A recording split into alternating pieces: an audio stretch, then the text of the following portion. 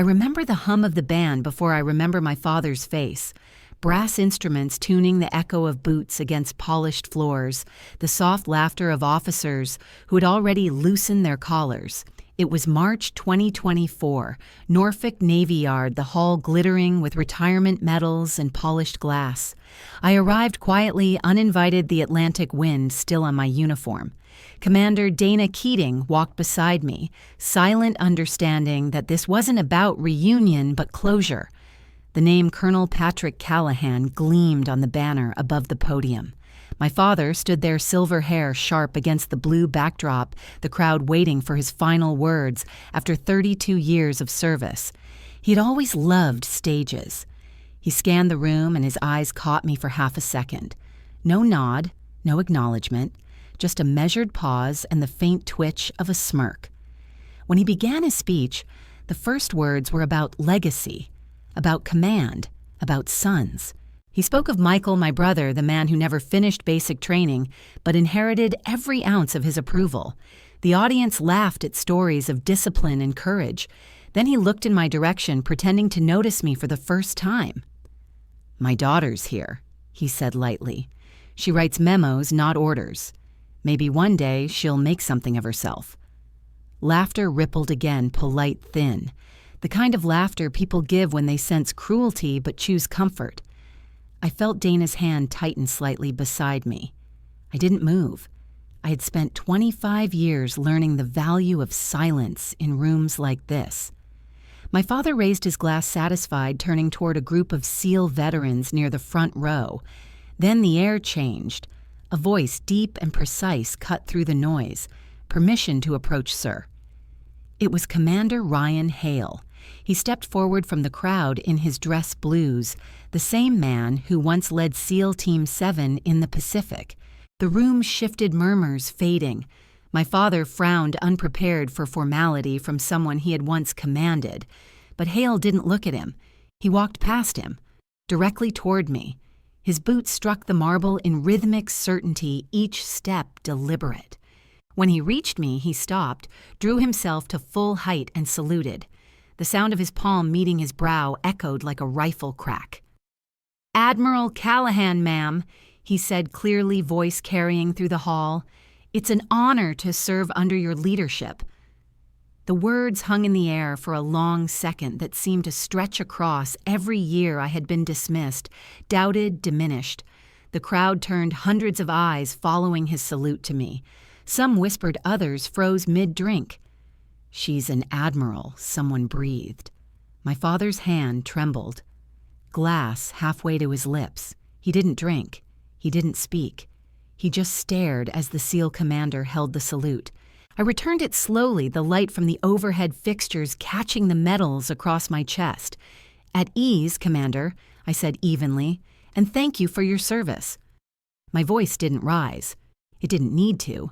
Every syllable carried the weight of years he would never reclaim. Ryan stepped back, his posture rigid, his respect unmistakable. For a moment, no one moved. Then, as if pulled by an invisible command, two other officers stood and followed their hands, rising in synchronized salute. The room was silent except for the faint creak of chairs and the distant hum of the band, now unsure whether to continue playing. My father lowered his glass. The color had drained from his face. He looked smaller than I remembered. The man who had once filled every room with certainty now seemed like a ghost, caught in the reflection of his own pride. Dana whispered beside me, "He knows now." I didn't answer. I just nodded once. The salute ended and the chatter began again, awkward, fractured. The ceremony limped forward, but the moment had already been carved into memory. I walked toward the exit, each step steady, the fabric of my uniform brushing against the weight of my medals. Behind me, whispers followed, soft but certain. "Admiral Callahan." Outside, the wind from the Atlantic was colder than before. It carried salt and clarity. I looked back once through the glass doors. My father stood alone at the podium, staring at the spot where I had been. I had nothing left to prove, and for the first time, nothing left to hide. For 25 years, I stayed silent when he mocked me. That day, silence saluted back. If you've ever been underestimated by your own blood, wait until you hear what happened next. The summer air in Virginia Beach always smelled like salt and old paint. Our house was a square of discipline perched 2 blocks from the water where everything creaked except my father's voice. Colonel Patrick Callahan was a man who measured worth by rank and silence. The curtains stayed pressed, the clocks wound, and the dinner table set like inspection. He never shouted not in the way people expect. His weapon was comparison. Michael understands direction, he would say. He listens. My brother sat beside him, pretending not to notice the weight that sentence dropped on me. He was his father's echo, tall, certain, already carrying the air of someone who believed the world owed him. I was 20 that summer, finishing community college tutoring kids for extra cash, still living at home because the mortgage was not a charity case, as he put it. My mother had died when I was 15. Cancer had taken her quietly, and when she left the house, forgot how to be kind. I used to imagine she had taken the warmth with her, folded it carefully, and carried it wherever she went. After her funeral, my father had looked at me and said, "You're the woman of the house now." I thought he meant responsibility. I later realized he meant accountability. Every plate, every mark, every sigh became mine to answer for. Dinner that night in 1994 was like every other. The table glowed under yellow light. My father ate with slow precision, reading a Navy newsletter beside his plate. I had spent the morning filling out the OCS application, slipping the envelope under my jacket before he came home. My hands still smelled of ink and adrenaline. "Michael starts his finance internship next month," he said, slicing his steak. "Good timing. Men need early footing." I nodded. "That's good for him." He looked up. "And you more classes about psychology and poetry." "Not much use to the world, is it?" I set my fork down. "I've applied to something else." His eyes sharpened. "Something else?" "Officer candidate school," I said. "Navy intelligence." The silence that followed was a shape in the air, solid and cold. He leaned back, folding the newsletter. "You'll never earn respect in uniform, Alexandra. Not you." "Why not me?" I asked, though I already knew the answer. He looked at me like the question itself was proof of my unfitness, because women don't belong in command. They follow, they support, they hold things together while the real work is done. Michael glanced between us, chewing slower, pretending he didn't agree, but not disagreeing either. My father's fork tapped twice against his plate, punctuation to the judgment. I felt my throat burn. "You said respect is earned," I said quietly. "Then let me earn it." He stood napkin folded with military precision. "You'll embarrass yourself.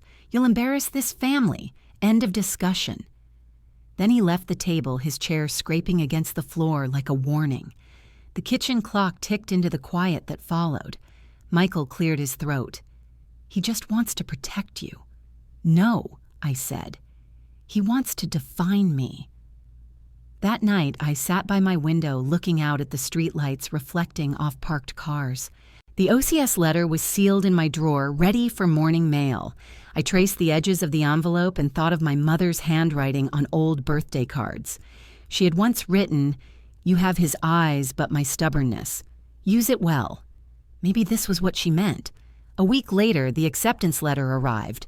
White envelope, Navy seal, my name, typed neatly, "Alexandra Marie Callahan, provisionally accepted into Officer Candidate School, Newport, Rhode Island." I carried it to the porch, holding it in both hands as the wind lifted the corner of the page. My father's car pulled into the driveway. He stepped out, saw the paper, and froze. "What's that, my orders?" I said. They accepted me. His jaw set. "Rescind it." "I won't." He took a step closer. "You will. This is not your path." I looked at him and felt something inside me shift like a knot finally breaking. Then, "It's not yours to decide." He stared at me, stunned by the defiance. "You think this uniform will make you equal? It will only remind men what you are not. Then I'll remind them what I am," I said, "capable." For a moment, I saw something flicker in his eyes, something like fear or disbelief. Then it was gone. He turned away, walking inside. The screen door slammed once hard. I stood on the porch until the light in the living room went dark. I packed that night, folded the same clothes my mother once washed by hand, took the framed photo of her by the window, left the rest. On the desk, I placed a note. It was short, deliberate, written in block letters. Respect isn't given, it's earned. When dawn came, the house looked smaller, as if it already knew I was gone. The ocean air pressed against the windows as I carried my bag to the curb. A neighbor watering her lawn nodded politely, unaware she was witnessing the first moment I ever chose myself. The bus to Norfolk Station arrived with a sigh of brakes and diesel. I sat by the window watching the rows of identical houses blur into distance. For the first time, the silence in my chest felt like freedom. At the base gate, I hesitated. I could still hear his voice, that certainty that I would fail. The guard took my ID and smiled. "First time, ma'am, yes," I said. First of many. That night in the barracks, the air smelled of starch and possibility. The bunks rattled with the sound of women unpacking dreams they weren't supposed to have. I lay awake staring at the ceiling fan, the hum steady as a heartbeat. Somewhere outside, the ocean roared like applause. By 2001, I had already learned that silence carried further than shouting. The heat in Bahrain pressed against every thought like a hand over the mouth. My post was small, an intelligence liaison between logistics officers and field analysts, buried in the kind of paperwork no one thanked you for. I worked in a windowless office that smelled of coffee and dust, sending encrypted briefs to commanders who would never remember my name. Outside, the air shimmered like metal. Inside, I read coordinates and patterns, the pulse of operations that depended on accuracy. It was the kind of work that mattered most when it was invisible. I did not mind. I had grown up in the shadows of men who believed visibility was proof of worth. I preferred precision. The first time I saw combat was not on purpose. The year was 2003, 2 months after my reassignment to Iraq.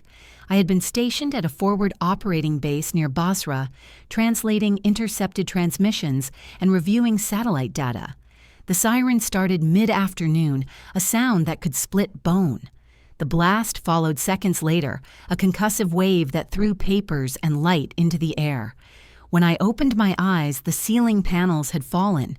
The air tasted like copper. Someone was screaming. Through the smoke, I saw the edge of the fuel depot burning, the orange glow spreading fast. 3 officers were trapped near the eastern gate, one of them unconscious, a cable fallen across his leg. I did not think. Training took over. I grabbed the emergency extinguisher and ran, heat curling against my uniform. The second blast came from the north wall. Shrapnel whistled past my ear. I pulled the first man clear, dragged him through gravel, and turned back. The fire roared louder than fear. A sergeant tried to stop me. "Leave it, Lieutenant, it's done." But I kept going. The third man's boots were melting against the asphalt when I reached him. The smell was unbearable. I caught his arm, hauled him free, and rolled him into the dirt where others were gathering. When the medics arrived, my hands were shaking, but my voice stayed level. 3 accounted for, 2 conscious, oxygen levels dropping. Hours later, as the smoke thinned, I sat outside the infirmary watching the horizon blur. My uniform was black with soot. My report was already forming in my head. But when the commendation list was posted a week later, my name was missing. Captain Reeves had been credited with the rescue. His summary described decisive leadership under fire. I read it twice before folding the page. He had not even been there. When I confronted him privately, he smiled. "You're good at details, Callahan, but the Navy rewards command presence. You'll get your turn." I said nothing. I walked back to my desk, typed my own report, and filed it with the others that would never see daylight. That night, I sat outside the barracks watching the desert stars blink through smoke haze. The base generator hummed behind me, steady, indifferent. I thought of my father's words, "You'll never earn respect in uniform," and felt something inside me settle, rather than break. Maybe he was right about one thing. Respect here was a currency too costly to beg for. The next years became a rhythm of endurance. I learned Arabic Dari and pieces of Pashto. I became the one they called when the transmissions were tangled, when the data did not add up, when the operations needed sense, more than noise. I spent 2005 embedded with logistics in Al-Udeid, where sand slipped into everything, even the ink of reports. Promotions came slowly, like reluctant confessions. My evaluations always said the same thing: dependable, disciplined, lacks assertiveness. They mistook restraint for weakness. I let them. The truth was, I did not need their permission to lead. I needed their mistakes to learn. In 2006, I met Admiral James Porter. He was visiting the base to review intel procedures, a tall man with quiet eyes that missed nothing. I had been presenting an analysis of convoy routes when he interrupted me. "You drew this yourself?" "Yes, sir," I said. We had no updated maps. He studied the board. "And the color-coding temperature differentials, sir. It affects convoy timing." He nodded once. After the briefing, he called me aside. "You're in the wrong room, Lieutenant. You think like a commander." I smiled, uncertain if it was praise or test. "I think like an analyst who got tired of mistakes." He laughed softly. "Same thing." Weeks later, I was reassigned to his review team. Under his mentorship, I saw what real leadership looked like. Porter never raised his voice. He never took credit for another's work. In briefings, he always ended with the same line: "We lead by clarity, not noise." One evening after a long audit, he found me still at my desk. "You lead by data and dignity," he said, resting a hand on the folder I was organizing. "That scares mediocre men." I looked up, surprised by the gentleness behind his words. Then maybe fear is the only respect they understand. He smiled, but there was sadness in it. "It is not your job to be what they expect. It is your job to be undeniable." That night I wrote those words in my notebook between coordinates and mission codes. Undeniable. It became a compass, quiet but unyielding. By 2007, I had earned a commendation for intelligence analysis and a transfer to the Pacific Command shortlist. My name was finally on a report, though, buried at the end of a paragraph. Reeves had moved stateside, decorated for valor, his photograph on a plaque in the corridor. I passed it once on my way to the mess hall and felt no anger, only distance. History would remember the wrong names longer than it should, but memory had its own accounting. Every slight, every theft, every dismissal, they were becoming a ledger in my mind. Not to avenge, but to record. Because one day when respect finally arrived, it would find me already prepared. Every injustice becomes a ledger, and I was keeping mine. By 2010, I had learned how to wear distance like a uniform. The flight back to Virginia felt longer than the deployment that preceded it. The smell of the ocean returned before the shoreline did, and with it came memories I had spent years unlearning. My father's house looked the same, though smaller than I remembered. The shutters faded the flag, still crisp on its pole. He opened the door without a smile. His hair had gone gray at the edges, his spine slightly bowed, but the authority remained untouched. "You're early," he said, stepping aside. The word daughter never passed his lips. The living room still displayed the same portraits, Michael in his graduation suit at the center, my mother's photo tucked quietly behind a vase. I placed my bag by the chair and waited for permission to sit. "How's retirement treating you?" I asked. He poured coffee without answering. "Michael stopped by last week," he said finally. "He's advising some firm in D.C. Busy man. You two should talk." I nodded. I had seen the filings. The firm no longer existed.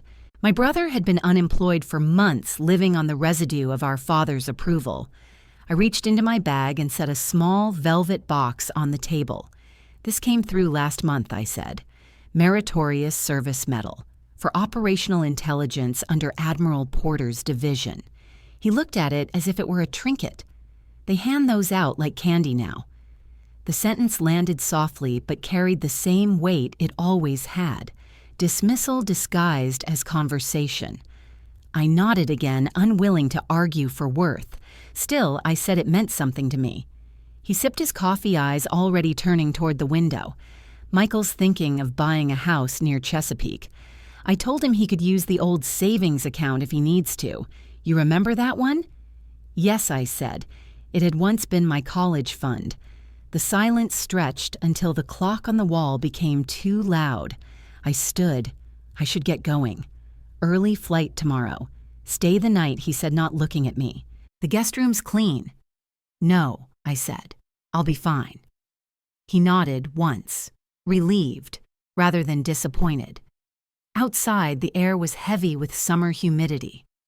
I sat in my car, engine off, watching the porch light flicker through the windshield. Through the half-open window, I could hear his voice from inside. He was on the phone, his tone warmer than it had been all evening. Yes, she's here, he was saying. Still in logistics, I think. Not real Navy, you know how that is. The words slipped through the night like something rehearsed. I closed my eyes and let them settle. Not real Navy. After all the nights of decoding transmissions, the days in burning airfields, the hours spent proving that competence had no gender. Still not real. I started the car but did not drive. The street was quiet except for the cicadas. Across the road, the neighbors' sprinklers hissed, turning slowly. I remembered being 10, watching my father leave for deployments, the way my mother used to wave until the car turned the corner. She had believed that service made people better. I had learned it only revealed them. I looked back at the house, at the shadow moving past the curtains. There was a time I would have cried. Now I only felt a clarity so sharp it steadied my breathing. He would never see me for what I was, and I would never again ask him to. That night, I stayed in a small motel near the base, the kind with humming air conditioners and carpet that smelled faintly of bleach. I placed the medal on the nightstand beside the lamp and stared at it for a long time. The medal caught the light, the ribbon perfectly pressed. It was proof of something no one at home wanted to see. I thought of Admiral Porter's words, "You lead by data and dignity," and realized how few men knew how to read either. My phone buzzed at midnight, a secure line from the office. New assignment. Pacific Command. Guam. Report within 3 weeks. I stared at the message until the screen dimmed. It felt less like an order and more like an invitation to vanish. I closed the phone, turned off the lamp, and lay back in the dark. The hum of the air conditioner filled the room, steady as a heartbeat. I imagined the ocean again, not as boundary, but as corridor, a distance I could finally own. In the morning, I drove past the house one last time. The curtains were drawn, the flag unmoved. I left the medal on the porch inside its box under the doormat. He would find it eventually, perhaps mistake it for a delivery. Either way, it no longer belonged to me. At the airport, as the engines roared to life, I looked out the window and thought of the ledger I had been keeping in silence. Every slight, every dismissal, every moment of uncredited work, it had grown not into bitterness, but into clarity. Some debts could not be collected. They could only be outlived. I watched the coastline shrink below sunlight spilling over the clouds like absolution. The intercom crackled with the pilot's voice, but I barely heard it. My mind was already somewhere beyond in the water between continents, where no one called me less than what I was. I whispered it to myself, not as promise, but as law. I'll never argue for respect again. I'll earn it loud enough for silence to hear. By 2012, the ocean around Guam had become my compass. The morning smelled of jet fuel and rain, the kind of air that clung to skin and memory alike. I had been promoted to oversee data operations for SEAL Team 7, a post that came with no ceremony, only the quiet expectation to deliver perfection. My job was to read patterns before they turned into casualties. I lived inside maps, transmission bursts, and satellite feeds, tracing the pulse of missions that existed only in code. The men in the field called us ghosts. We were the ones who saw danger before it bled. The first time I earned the call sign, Iron Widow, was not from courage, but defiance. It was June 2014, Oro 300 Hours, a classified operation near Hadramaut. Commander Ryan Hale led the team on the ground. The orders had come from a senior operations officer stationed 3 time zones away, insisting the team advance through a canyon flagged as clear. My data said otherwise. The thermal overlays showed unusual movement near the ridge, too linear to be wind, too cold to be livestock. I radioed the command channel. "Override the route," I said. The response came clipped. "Negative. Maintain directive. Area cleared by satellite recon." I stared at the feed recalibrated and saw its shapes under camouflage nets, metallic density signatures. Ambush. I hit the secure override. Team 7 reroute to Delta Grid. Do not proceed north. "That's not your call," the officer snapped. "Then court-martial me later," I said. "Right now I'm saving 6 lives." Silence followed. Then Hale's voice came through low and calm. "Copy that, Iron Widow." Minutes later, the feed erupted in heat bloom detonations exactly where the original route had been. The canyon was a kill zone. Hale's unit survived. The officer who issued the bad order was reassigned quietly. No apology came. None was expected. But the call sign stuck. Iron Widow. It began as a joke among operators, half awe, half wariness, and spread through the ranks like rumor made flesh. Hale later told me he had never heard anyone sound so calm with that kind of pressure. "You didn't yell," he said. "You didn't even breathe hard." "There's no oxygen in panic," I replied. He laughed. From that point forward, respect became unspoken currency between us. Hale was everything the Navy demanded in a leader: tactical, fearless, dangerously loyal. I was the one who translated chaos into direction. Together we became a pattern of efficiency that irritated more than a few egos. He once said, "You're the only person I trust to contradict me." I told him, "That's the only trust that matters." Over the next years, our missions took us from the Philippines to the Horn of Africa. I watched careers rise and collapse under the weight of politics, while we kept moving forward, invisible but essential. There was no romance between us, only recognition, the rare kind that does not need to be named. He knew I carried ghosts too heavy to share. I knew his belonged to brothers buried in sand. By 2018, I was promoted to Rear Admiral. The ceremony took place at Pearl Harbor, sunlight cutting across the deck, the flag rippling like a living thing. The applause was polite, the kind reserved for history rather than celebration. First female intel officer promoted to Rear Admiral at 44, the military press wrote the next morning. They listed my achievements like coordinates: Basra, Guam, Djibouti, Jakarta, but none of the quiet wars that came before. When the article reached Virginia, there was no message from my father, no congratulations, just silence the kind that could fill a house. My brother called instead. His tone carried the smirk, even through the phone. "Big news, huh? Guess you really milked the gender card this time." I let the words hang. "No," I said. "I milked competence." He chuckled. "Same thing these days." "Not for me," I said. "For me, it was survival." I ended the call before he could reply. That night, I sat in my office overlooking the Pacific, the medal from the ceremony still lying unopened on my desk. Outside, the sea moved like a steady machine. Inside, I thought of every man who had ever told me I didn't belong, every meeting where I'd been talked over, every report where my name appeared only as contributor. I wasn't angry. Anger was temporary. I was deliberate. Admiral Porter had retired by then, his health declining. He sent me a letter written in his careful, slanted handwriting. "You have done what we dreamed of, Alexandra. Leadership without apology. Keep it steady." I kept the letter in my desk drawer beside my OCS acceptance. Proof of beginnings and promises kept. Hale visited my office a few months later, his uniform dusted with travel. He handed me a folder and grinned. "New joint op in the works. Thought you'd want to see it before the brass ruins it." I opened it and scanned the data. "This is clean work," I said. "You're learning." From the best he said. His eyes lingered on the commendation plaque behind me. "They don't make noise about it, but they know who you are. "That's enough," I said. "For now." He nodded. "For now," he repeated and left. I stood by the window for a long time after he was gone, watching the light fade into the horizon. The title Rear Admiral did not change how I saw myself. It simply confirmed what I already knew, that respect was not inherited, not granted, not gifted by blood or bias. It was built in silence until the world had no choice but to acknowledge it. My call sign had started as an insult.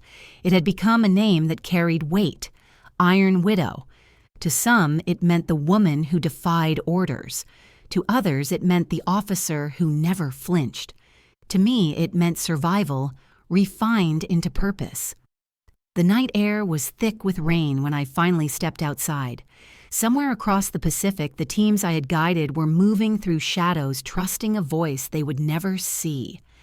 I looked up at the sky and thought of the girl who once left home with nothing but defiance and a single note. Respect isn't given, it's earned.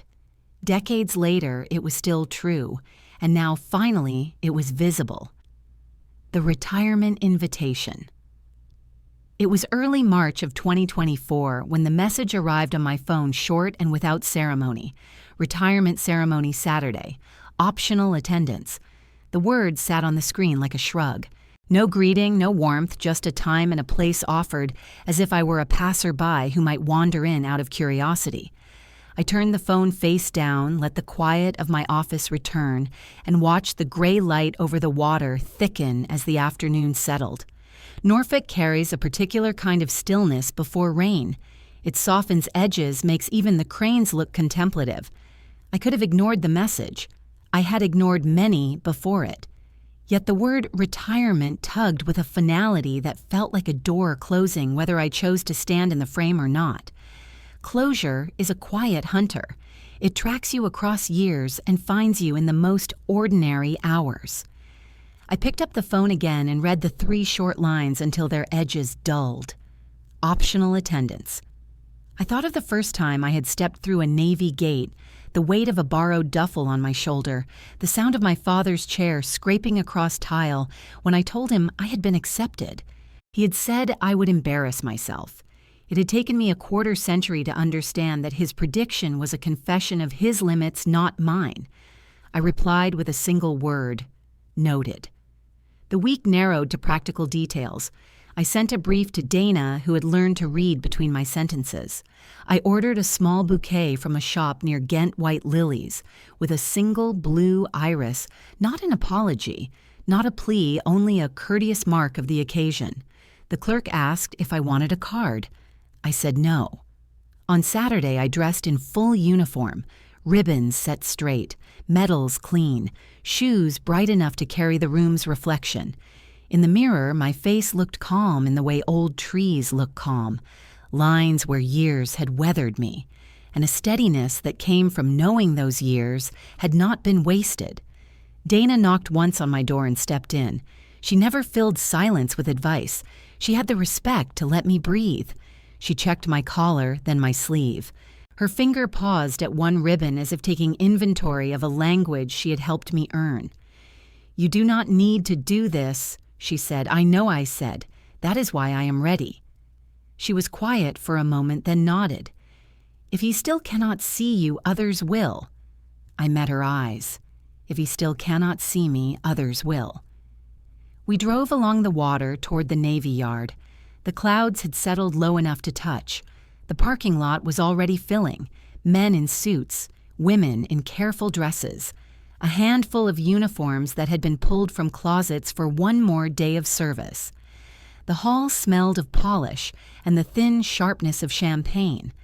A small band warmed up near the stage brass, bright against the dim wood panels. I carried the bouquet in the crook of my arm, not as a tribute, but as a point of order. My father appreciated order. It had been the only language we ever truly shared. He stood near the podium, greeting guests with the cordial gravity of a man who knew every gesture would be remembered. His hair was more silver than I had last seen his shoulders narrower, but the certainty remained as steady as the grip of his handshake. When he saw me, he did not smile. He gave a single nod, then turned to the couple at his side. "This is my daughter," he said. "She works in paperwork at the Pentagon, a line delivered like weather." The couple laughed politely the way people laugh when they follow a cue rather than a joke. "Paperwork," the man said, tilting his glass as if to toast the word. "Real work is done in rooms without windows," his companion added with a small chuckle, and they both looked pleased with the familiarity of the sentiment. Dana's jaw tightened almost imperceptibly. I felt nothing rise in me except the old familiarity of being filed under less. I placed the bouquet on the reception table and turned back with a measured smile. "Something like that," I said. The band shifted into a march. Ushers began moving people towards seats. On the stage, a slideshow of photographs flickered to life. My father as a young officer boarding a ship under a clean sky. My father at a desk with maps spread around him like a fan. My father shaking hands with a visiting dignitary whose name the room would know without being told. The images were curated to create a line of victory that stretched unbroken from the past to the present. I recognized the art. I had done it myself with data for years, selecting the right points so a commander could see a story of order instead of chaos. Once everyone was seated, the master of ceremonies took the lectern. He spoke of years of sacrifices, measured in birthdays missed, and miles traveled of the steady hand of leadership that kept complicated things simple. He invited old colleagues to the stage. They took turns at the microphone trading stories polished by retelling. I listened as if to a language I had forgotten. The longer I sat, the more I felt the peculiar drift of being home and not home at once. My father watched the crowd with the poise of a man who understood how to hold attention without looking like he was holding it. When he began his own remarks, his voice was lower than I remembered. He thanked his mentors. He thanked his peers. He thanked the institution for giving him a place to belong. He did not thank his children. He did not mention my mother. He used the phrase "real Navy" 3 times. If I had come for apology, I would have left then. I had not come for apology. I had come for a last clear look at the landscape that formed me. Paperwork, the neighbor behind me whispered to his wife. Pentagon must be comfortable. Nice to have someone in the family who chose the easier road. His wife hummed agreement. I could have turned and handed them a map of every night spent in rooms without windows, a list of names who never came home, an index of the times I had been the last voice a team heard before darkness. I chose silence. It had always been the sharper blade. I thought of the words I had told Dana hours before and felt them take their shape inside me again. If he still cannot see me, others will. The ceremony moved to the reception. Waiters carried trays of small food arranged with a precision that would have made my father nod. Guests formed circles. Stories repeated themselves with minor variations. I stood near the edge of the room and watched the pattern gather. Every event has its current. If you stand still long enough, you can sense where everything will bend. A familiar figure crossed the floor. Not yet. The clock had a few minutes left before the hour the room would remember. My father made his way through the clusters of guests with the bouquet now in his hands, a prop that softened the edges of his authority. He stopped again near me, not to look at me, but to use the space as a platform for a line he wanted heard. My daughter does something with reports, he said to a retired couple from our old street. Good to have family in safe roles. He looked pleased with the balance of it. A kindness wrapped around a small dismissal. The couple nodded eagerly. You must sleep well, the woman said to me. No one depends on you making the wrong call. I met her eyes and smiled. We all sleep as we can. Dana touched my sleeve, a signal not a rescue. I checked the time without raising my wrist. The band fell quiet. The master of ceremonies cleared his throat. A door opened at the back of the hall. When the shift came, it did not announce itself with sound, only with attention, turning in one motion. I felt patience settle in my chest like a stone that had finally found the floor of a river. I had not planned revenge. I had waited for truth to choose its hour. Sometimes revenge does not need planning. It just needs patience. The moment began with nothing more dramatic than a door opening. A shift of light, the faint squeak of hinges, and then a pause. The kind that moves through a crowd like an unspoken command. I turned instinctively, following the change before understanding it. A tall figure entered the crisp navy fabric of his dress uniform, catching the glow from the chandeliers. Commander Ryan Hale. I had not seen him in person for 6 years. His hair had more silver now, the lines at the corners of his eyes deeper, but the steadiness was the same. He walked with purpose, scanning the room until his gaze found me. The air seemed to tighten as if the oxygen had chosen sides. He moved past the waiters, the guests, the whispers. Then, without hesitation, he stopped in front of me, squared his shoulders, and raised his hand in salute. The gesture was clean, precise, unhurried. His voice carried across the hall, cutting through every conversation. "Admiral Callahan, ma'am, it's an honor to serve under your leadership." The sound landed like thunder in a room built for polite applause. The word admiral hung in the air longer than it should have, as though the walls themselves needed time to absorb it. The chatter died instantly. Glasses lowered, heads turned. My father's expression froze halfway between a smile and a question. I felt the room's confusion spill into a kind of stunned reverence. My uniform had said it all, but no one had been looking until now. I returned the salute, my voice steady. "At ease, Commander. Thank you for your service." Hale dropped his hand, nodded once, and stepped back, but the damage or the truth was already done. A ripple passed through the crowd. I caught the first whisper like a spark. "Admiral," then another. "Rear Admiral Callahan." The volume rose not as noise but as realization. A few of the older officers in attendance straightened reflexively, protocol overtaking surprise. 2 of my father's former colleagues, both retired captains, rose to their feet and saluted me as well. The motion spread slow but unstoppable. Chairs shifted, glass clinked. It was not chaos. It was order rediscovered. I saw my father's hand tremble as he tried to set his drink down. The rim of the glass caught, the light slipped and fell, shattering quietly against the floor. He did not bend to pick it up. His eyes were on me, searching for an explanation that would make the moment smaller. There was none. I met his stare and held it until the silence itself became its own kind of verdict. The band had stopped playing. Even the air conditioning hum felt distant. Dana stood near the doorway, her expression unreadable, but her eyes bright with something between pride and sorrow. The master of ceremonies cleared his throat once, twice, but the microphone remained mute.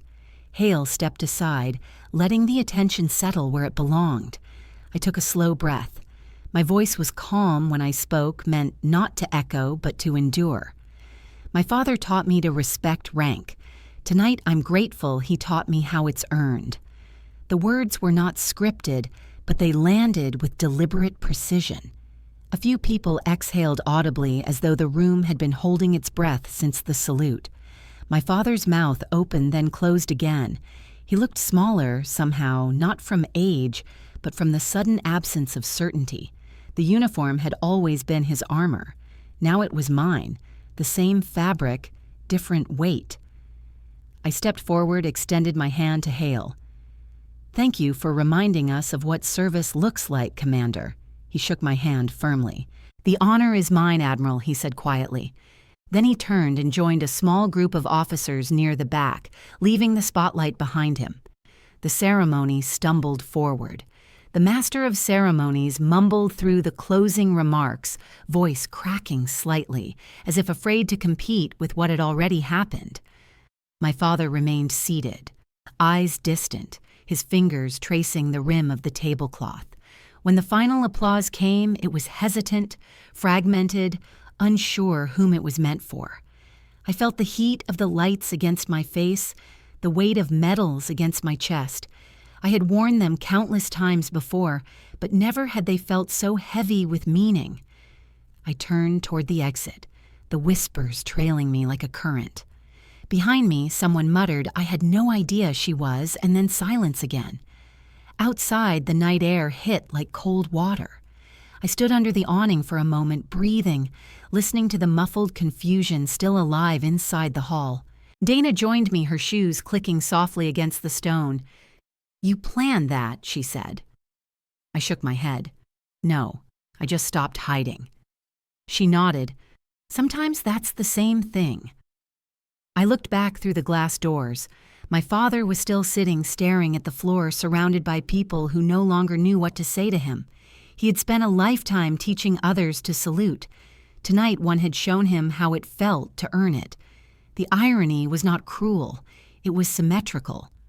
I thought of the words I had once written in a letter decades ago, the note he had never acknowledged.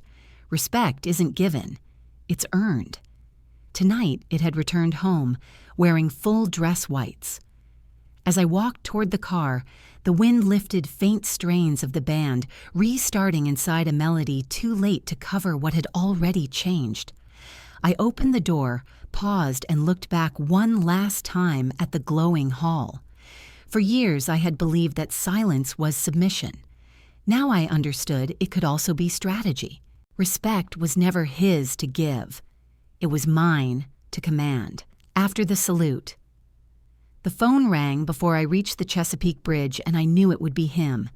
The screen flashed his name as the wipers brushed a fine line of rain from the windshield. I answered on the second ring and left the window cracked for air that smelled of salt and metal. "Why did you not tell me?" he said. There was no greeting, no reference to the ceremony, just the question cut down to the bone. "You never asked," I said. For a long second, there was only the hiss of the road under the tires. Then he tried to rebuild the old scaffolding of authority. "I wanted you safe," he said, not in command. I kept my voice even. "You wanted me small." The line went quiet. In the silence, I could hear something like paper shifting, as if he had reached for words and found only old notes.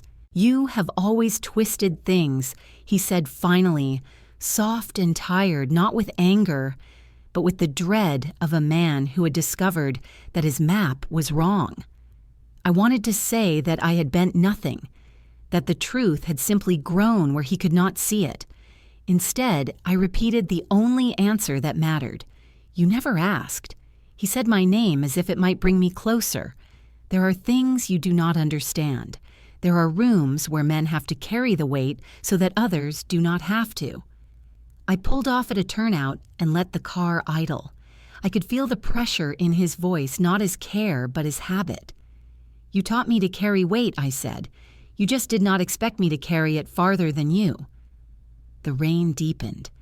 In the background, I heard a door close, the murmur of voices receding, as if he had stepped into an empty hallway. "People are talking," he said. "They think I did not know." "You did not," I said. He breathed out once. "I thought that keeping you away from command would keep you safe." I said nothing. He was not asking for forgiveness. He was bargaining with history. At last he said, "Come by tomorrow. We should talk." Then he hung up before I could answer, the way he always had, as if ending the call could end the conversation. I drove until the clouds thinned, then parked by the water, and watched the harbor lights pulse like steady breathing. Dana texted that she had made it home. I sent back a simple thank you. No other words were necessary. By morning, the first photographs had made their way online. A junior reporter from Military Times posted a grainy shot of the salute and a headline that traveled faster than good news usually does. "SEAL Commander Salutes Female Admiral at Father's Retirement." The article was short but clean. It named the base, the date, my rank, and nothing else. It did not speculate. It did not gloat. It simply recorded that a protocol of respect had occurred and that it had surprised a room that had not been prepared to see it. Calls followed from colleagues I had not heard from in years, some leaving messages with careful admiration, some with the brisk relief of people who were glad to have facts settle a rumor. A retired captain wrote me a single-sentence email. "I served with your father. I should have known better." The note ended without a signature, and that felt right. At noon, Michael sent a message that might have been laughter if text could smirk. "You really embarrassed Dad." I stared at the screen until the words dulled. "He did that himself," I wrote back. "He did that the moment he decided what I was worth before I ever put on a uniform." Michael replied with a shrug made of words. "You always were dramatic." I set the phone face down and let the quiet take the weight it deserved. The base public affairs office called next. They wanted to know if I wished to comment. I declined. The salute did not need translation. By late afternoon, the story had grown its own legs. A national outlet lifted the headline without context. A local blog added a flourish that did not happen. My inbox divided itself along old fault lines. Some messages carried the heavy politeness of men who had once skipped my name in a conference room. Others were from women I had mentored who wrote with a pride that felt like wind at my back. One message came from a sailor I had helped transfer after a bad deployment. "Mom." I watched the clip 3 times. Wanted you to know it made a line in my day where a line was needed. I closed my eyes and let that sentence settle. There is the public echo and there is the private ledger. The ledger matters more. That evening, my father left a voicemail with no words. The background hum suggested a kitchen, the click of a refrigerator door, the sound of a glass placed gently on a counter. I played it twice to make sure the emptiness was not my reception. It was not. He had called to say nothing. That, too, was a language I understood. Just before dark, I drove to the pier and walked the length of it until the boards creaked a slow rhythm under my shoes. Water slapped the pylons softly, as if reminding the shore that rest requires movement. Dana met me halfway back. She carried coffee and handed it to me without speaking. For a while, we watched the lights along the opposite bank flicker on one by one, whole streets catching up to evening. "He called," I said. She nodded once. "And?" "He wanted me safe," I said. "Not in command." Dana took a slow breath, then gave me a half smile that held no pity. That is a story men tell themselves when women become the weather. We stood by the railing. The wind lifted our hair and then let it fall. A boy on a bicycle rang his bell at the far end of the pier and was gone. When I checked my phone again, there was a new message from an editor who wanted a quote about daughters and fathers. I deleted it. The moment did not belong to an essayist. It belonged to the room where a truth had finally stood up and refused to sit down again. Near midnight, Michael called instead of writing. He sounded annoyed to have used his voice. "Look, he said you could have warned us. Dad says he would have introduced you differently." I kept my voice even. He introduced me exactly as he chose. Paperwork. Comfortable. Not real? Michael scoffed. "People exaggerate. You know how these events are." I did know. I had watched them for 3 decades. I let the silence do the work, then said, "If you want to help him stop pretending the story did this, he did it. He made the stage and wrote the lines. He fell through his own trap door." Michael hung up with a muttered, "Whatever, that sounded very much like a boy trying to end a conversation he could not win." I turned off the phone and sat in the dark with the window open to the scent of the water.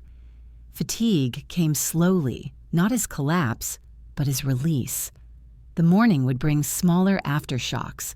Neighbors would whisper. Former colleagues would forward links. My father would try to recast the moment in language he could survive. I did not have to follow him into that maze. Late the next day, I walked past a newsstand and saw the headline again. The photograph had been cleaned up, the angle sharp, the salute clear.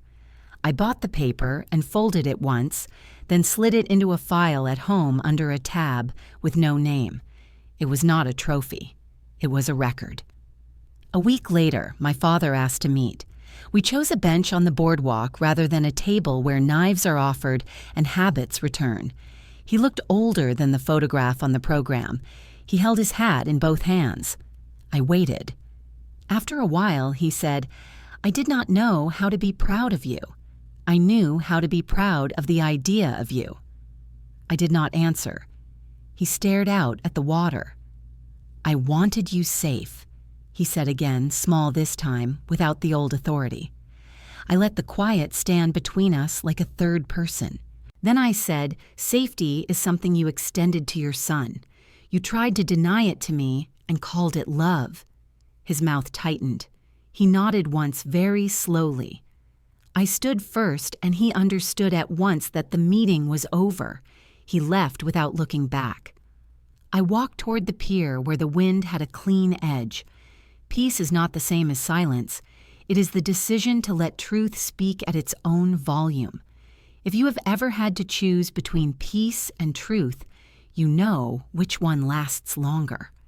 6 months passed before I heard from my brother again.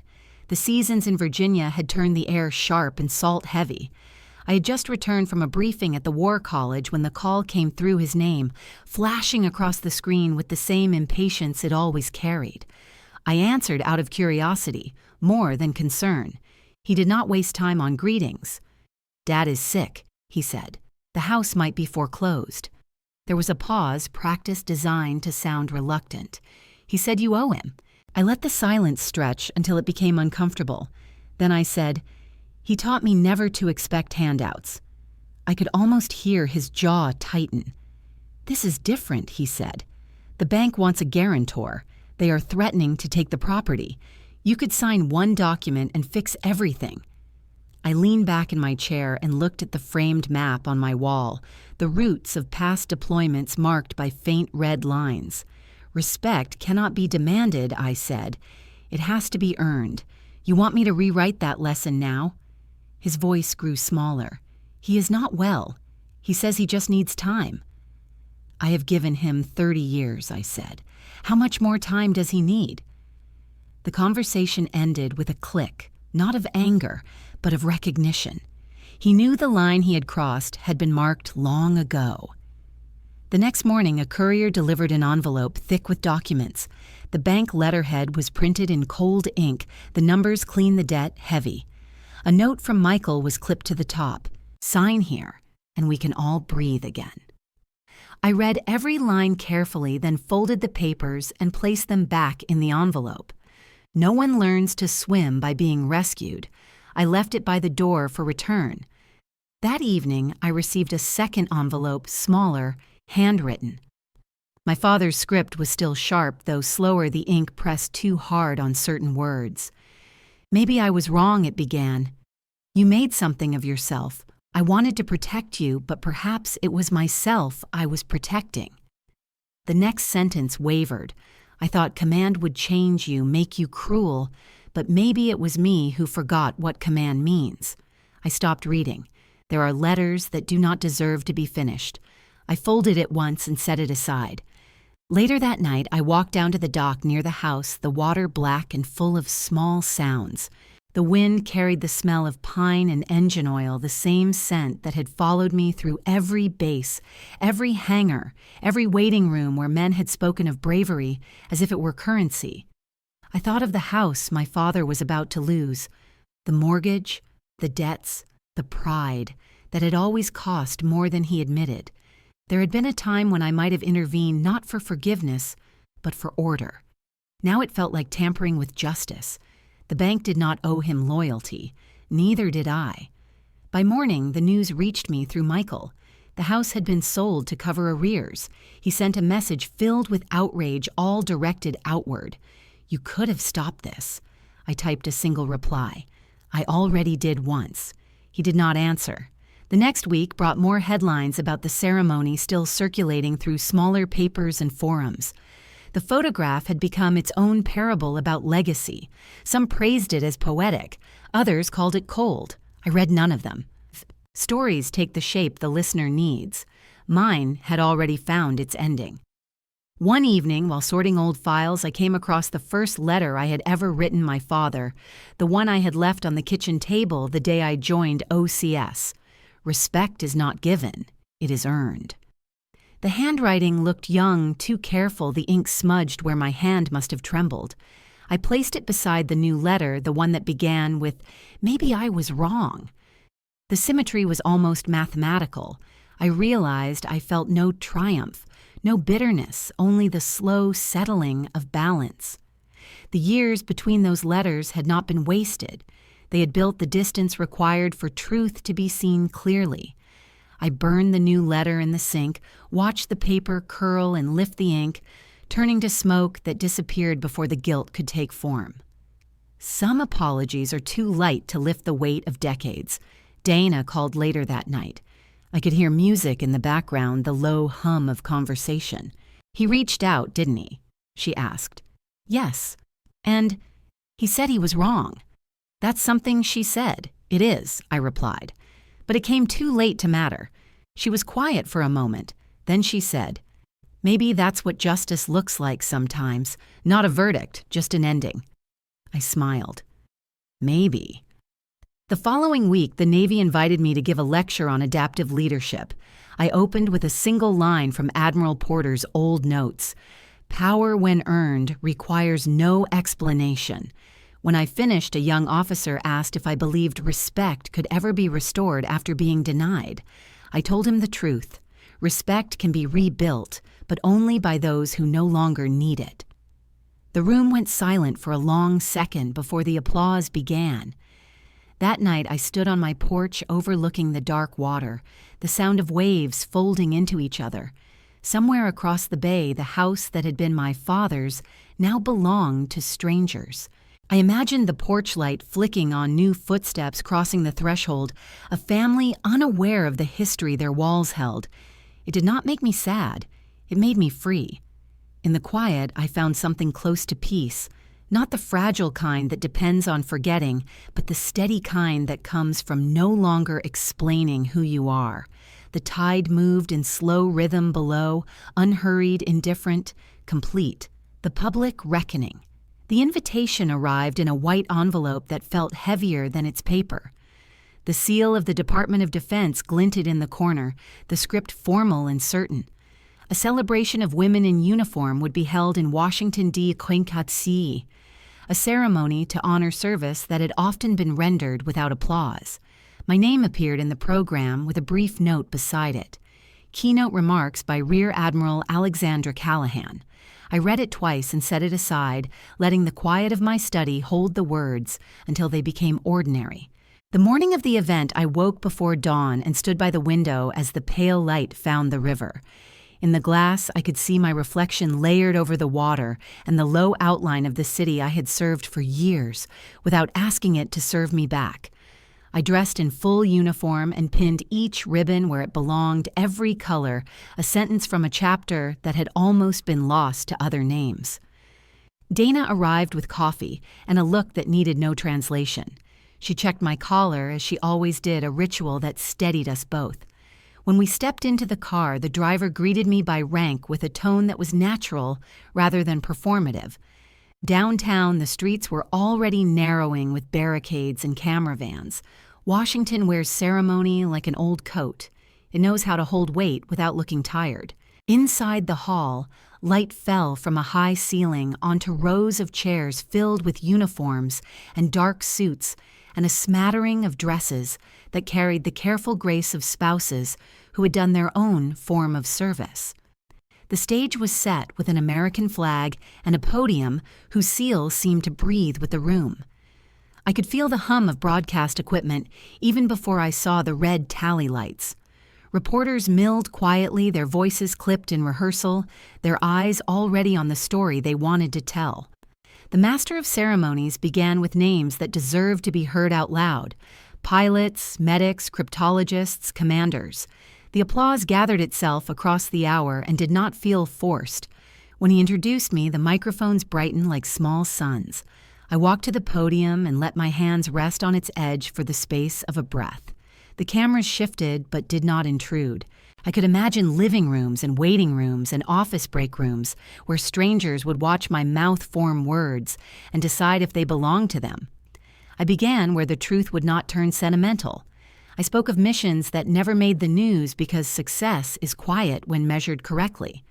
I spoke of decisions that had to be made in the space between two breaths and the cost of certainty when every other voice in the room wanted comfort. I thanked the women who taught me that leadership is not a contest of noise but a discipline of clarity. I thanked the men who understood that respect is not a ration to be guarded, but a force multiplier to be given. Then I let the line that had carried me for decades step forward and ask its question without apology.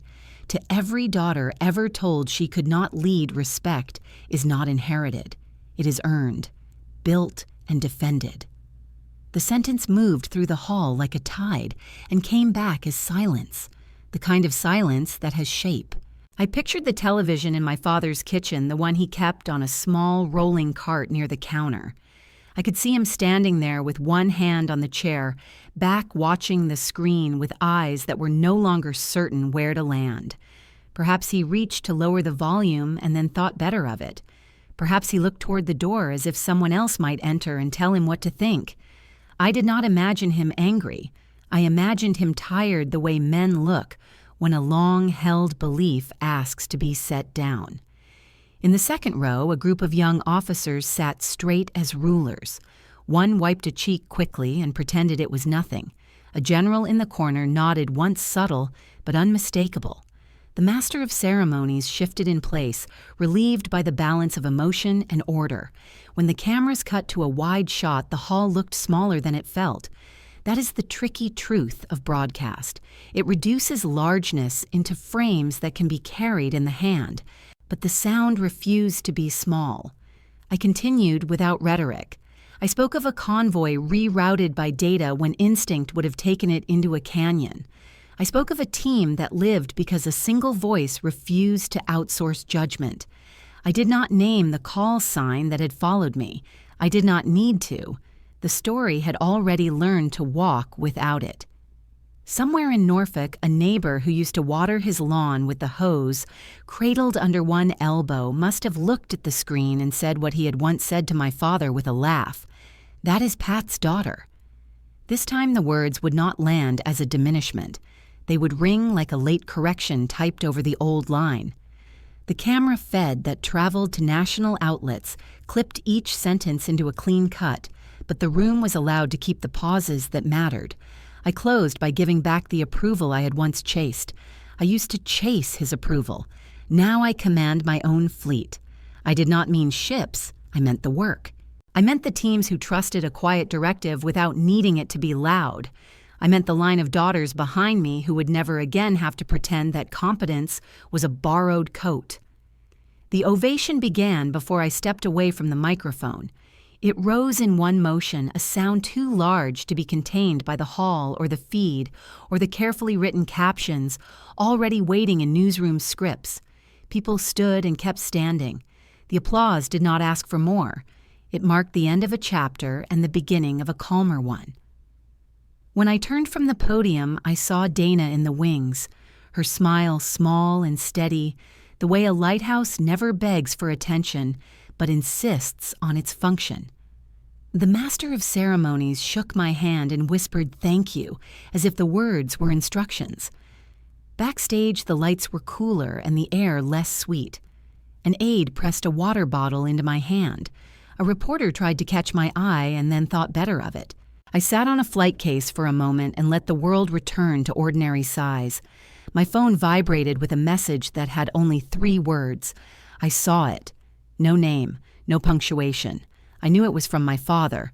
For a moment, I held the phone and felt the long, slow turn of the years between us. I did not reply. I did not need to. Outside, the sky had cleared into the kind of blue that makes the city look honest. When we stepped into the daylight, the cameras followed us to the curb and then gave up as if the story had decided where it wanted to end. In a living room miles away, a man leaned back in his chair and watched the screen go dark. On a quiet street, a neighbor pulled his car to the curb and turned to the person beside him and said with a soft astonishment, "That is both praise and apology. That is Pat's daughter." In the hall that we had left behind, crews folded chairs and rolled cables and restored the room to its resting state, but the air held a trace of applause that would not settle. Some reckonings do not require punishment. They ask only for light, standing ovation. The house near Virginia Beach faced the ocean with a view that changed every hour, the tide rearranging itself with the patience of something eternal. I had chosen it because of that rhythm. After decades of noise, I wanted to live where time did not need explanation. The mornings began with the sound of gulls and the faint murmur of the War College across the inlet. Teaching had come easily, not because I sought it, but because stories demand listeners who have not yet been bruised by repetition. My students arrived with bright eyes and careful posture, their notebooks filled with acronyms they had not yet learned to respect. I taught them that leadership was less about orders and more about bearing. That authority did not shout, it aligned. Between lectures, I would walk along the shoreline, letting the sand erase each footprint as it chose. The quiet became a kind of language one I no longer had to translate. One afternoon in late autumn, a knock came at the door. When I opened it, Ryan Hale stood on the porch with the same posture that had once steadied entire missions. He was out of uniform now, civilian clothes soft at the edges, but the steadiness remained. I had not seen him since the ceremony in Washington. He held a small frame wrapped in brown paper. "I thought you might want this," he said. Inside the photograph was old and sun-faded. SEAL Team 7 lined up in front of a helicopter, dust rising around them. In the corner, a caption written in black marker. "To Iron Widow, you saved more men than you'll ever know." I traced the words with my thumb, the texture of ink still raised slightly from the surface. I remembered that day. The desert light, the static in the radio, the voice that cut through panic like calm water. "Thank you," I said quietly. He smiled. They never forgot. I gestured for him to sit. We carried coffee to the porch where the air smelled of salt and distant rain. The horizon stretched in the late afternoon gold, the waves folding over each other in long breaths. For a while, neither of us spoke. The silence between people who have shared danger is not awkward. It is ceremonial. Finally, he said, "Your father must be proud now." I looked toward the horizon. Maybe I said, but I didn't do it for him. Ryan nodded. That's the difference between peace and approval. One you earn alone. The other keeps you waiting. We sat until the light turned amber, the kind of light that softens every truth. He asked if I missed the sea deployments. I told him I missed the discipline of purpose, but not the noise that came with it. He laughed softly. That sounds like peace to me. When he left, he shook my hand the way soldiers do when words are too small for what they mean. After he drove away, I stood by the railing and watched the sky sink into the water. The photograph lay on the table behind me, the faces half lost to time, but still clear enough to remind me what survival had cost. Inside, the clock ticked with the measured calm of habit. On the desk, papers from my class waited to be graded essays on command theory, risk ethics, operational restraint. I read one at random. A young officer had written, "True authority does not control outcomes. It earns trust until outcomes align." I smiled. He had understood more in one line than most learn in a career. Later that night, I walked the length of the beach barefoot. The air carried the chill of early winter. Each step sank and disappeared beneath the wash of the tide. The lighthouse on the far point pulsed at intervals, indifferent to who was watching. The waves whispered in their repetition, steady, impartial, clean. I thought of my father, not the man in uniform, not the voice that once set the boundaries of my worth, but the old man who had watched a broadcast and realized too late that his lessons had outgrown him. He had not lived to see this house this quiet, this version of me that required nothing from his approval. In that, there was symmetry. He had built his life on command. I had learned to build mine on legacy. One teaches fear, the other teaches reflection. Back inside, I placed the photograph on the shelf beside Admiral Porter's old letter. The two looked strange together, one born from chaos, the other from wisdom, but both belonged to the same story. On the back of the frame, I wrote a single date and no explanation. History does not need commentary when the facts have already spoken. The next morning, I began class with a question. What does respect look like in silence? They hesitated, unsure whether it was a metaphor or a test. I told them to think of the moments when a salute is not commanded but offered, when acknowledgement arrives, not as duty, but as truth. One of the younger women raised her hand and said, "It looks like peace." I nodded. Then she asked if I believed revenge and justice were ever the same thing. I thought for a moment before answering. Revenge is temporary. Justice endures because it does not depend on anyone seeing it. She smiled and wrote it down. After class, I walked back to the beach. The tide was higher than before, washing closer to the dunes. I took off my shoes and let the water touch my feet. Somewhere beyond the line of sight ships were moving along routes I once plotted. The ocean keeps its memory in motion, never still, never stagnant. I closed my eyes and let the wind press against me, a reminder that strength is not the absence of softness, but the refusal to yield when it matters. When I opened them, the horizon was dissolving into gold again, the light scattering across the surface like something unbreakable. I walked along the edge where the sea met sand, each step erased by the next wave. I did not hurry. There was no longer anything to chase. Respect was never my revenge. It was my peace. A year passed quietly, marked more by tide than by calendar. The seasons at Virginia Beach had learned to arrive without ceremony. I spent my mornings teaching and my evenings walking the shoreline where the horizon kept its own time. The calls from Washington grew fewer, replaced by letters from young officers who had found something steadier in my lectures than they expected.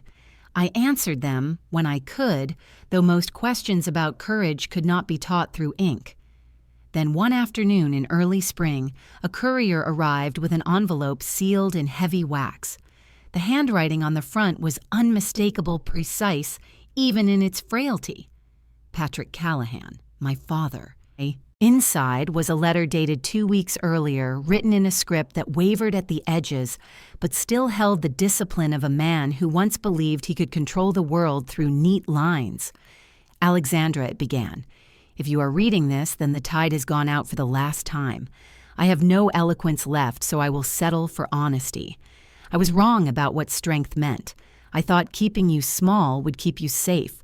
I mistook obedience for love and pride for protection. You were never meant to be like me, and I am grateful for it. The lawyers will send you what remains of the house. I have left it as it was, except for the lockbox. You will know which one." The letter ended with a single line written larger than the rest. For the Admiral, I once underestimated. I sat for a long time holding that page, the paper soft from too much handling the ink, pressed hard as though force could replace feeling. Outside the window, the afternoon light slanted across the waves, gold and restless.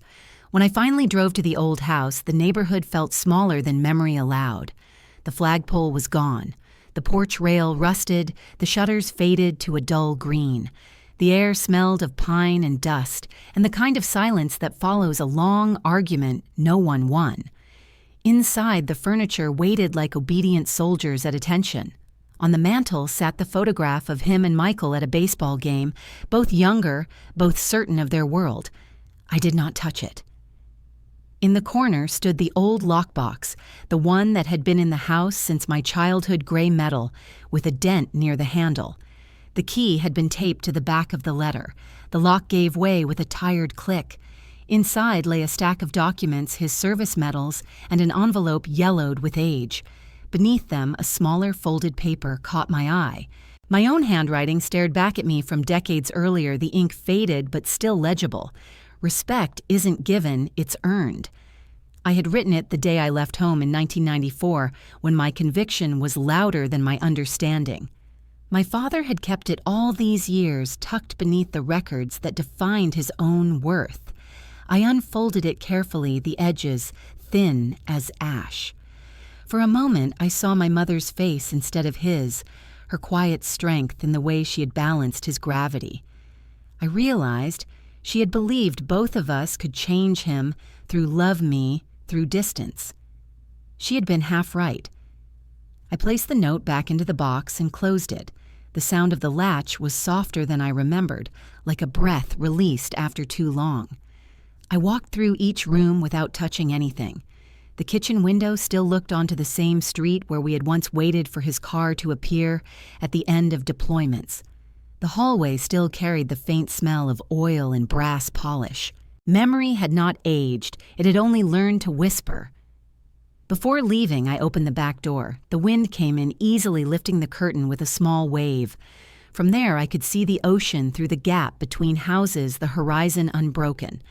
I stood until the air turned cool against my face. Closure is not an event. It is an agreement between past and present to stop revising each other. I locked the door behind me and placed the key in the mailbox for the new owners. The drive home was quiet except for the steady rhythm of the tires against asphalt. I did not cry. Grief had already done its work in smaller doses years ago. At home, I set the letter on my desk beside the photograph of the SEAL team. The words, "For the Admiral I once underestimated," faced the light. I left them there not as forgiveness, but as record. Some debts settle themselves in silence. Outside, the waves were rising with the evening tide. I walked down to the shore, the sand cool beneath my shoes.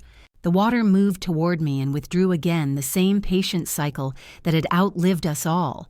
For years, I thought earning respect meant proving him wrong. Now I know it meant proving myself right. I stood until the horizon blurred into night, the line between sea and sky disappearing in a single color. The air tasted of salt and closure. If this story hit close to home, tell me whose respect are you still chasing, and is it worth the silence?